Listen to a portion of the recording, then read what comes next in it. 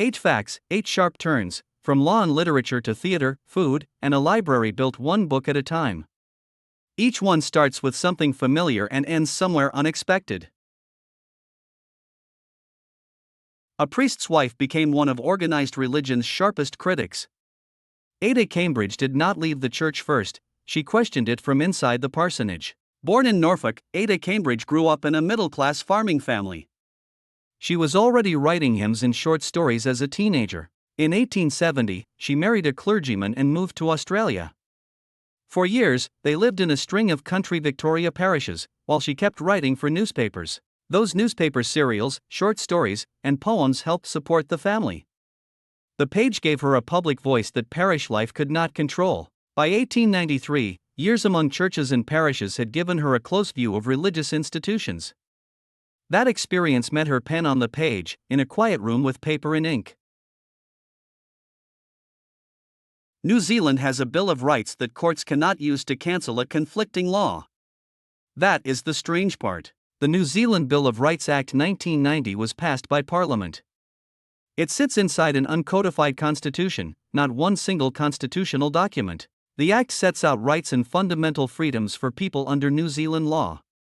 Judges can read it and apply it, but they cannot erase an inconsistent law. So the rights are written down, but another law still stands if Parliament has made it.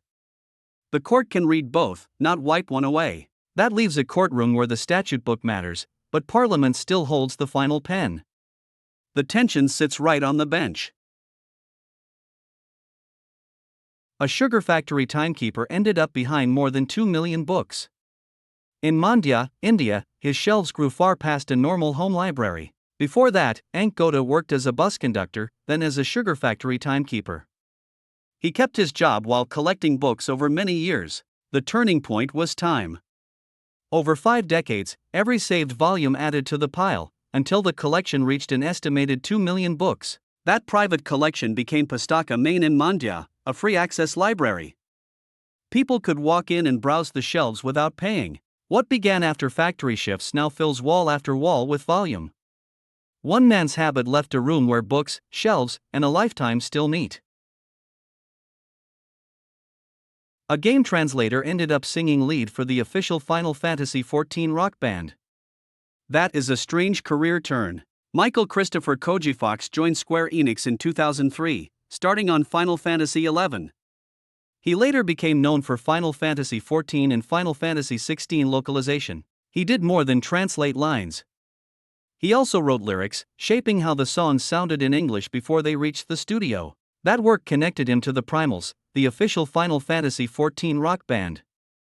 The translator became the lead singer at the microphone, so the same person who worked on game text also stood at the front of a rock band. On the desk, the script page sits beside the microphone. Australian bush poetry usually sounds plain and local. Mabel Forrest put witchcraft and Celtic myth beside gum trees in moonlit tracks. Born in Queensland in 1872, she wrote for newspapers to help support her family. That work kept her close to daily readers. Her poems did not leave the bush behind. They layered local landscape with witchcraft symbols and Celtic mythology, turning scenery into a kind of spellbook. She also wrote short stories and novels, including The Wild Moth. One later became the 1926 film The Moth of Mumbai, so her pages held both the Australian bush and older European myth. Gum leaves, moonlight, and a notebook sat in the same frame. People often remember 12 Angry Men as a movie first, even though the play came earlier.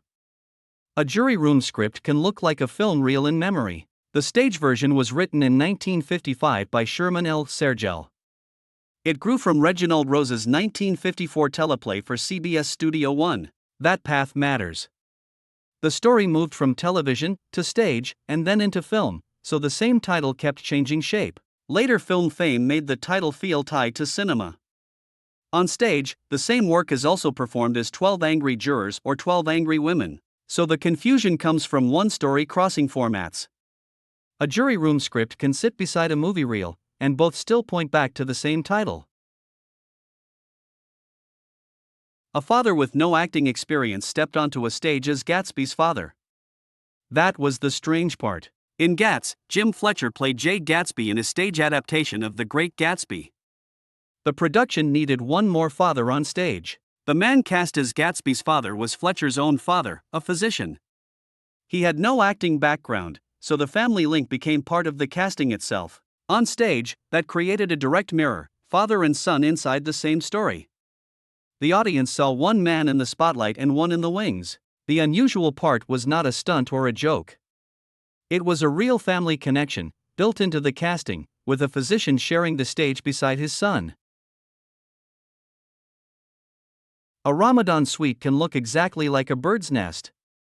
On the plate, the shape comes first. It is eaten in the Indian subcontinent during Ramadan. The dessert belongs to festive meals, not a modern food trend. Its defining feature is the nest-like form. People recognize it by shape before they think about anything else. That makes the sweet easy to spot among other Ramadan dishes. One glance tells you it belongs to the season, so the dessert stays memorable as a shape on a shared table.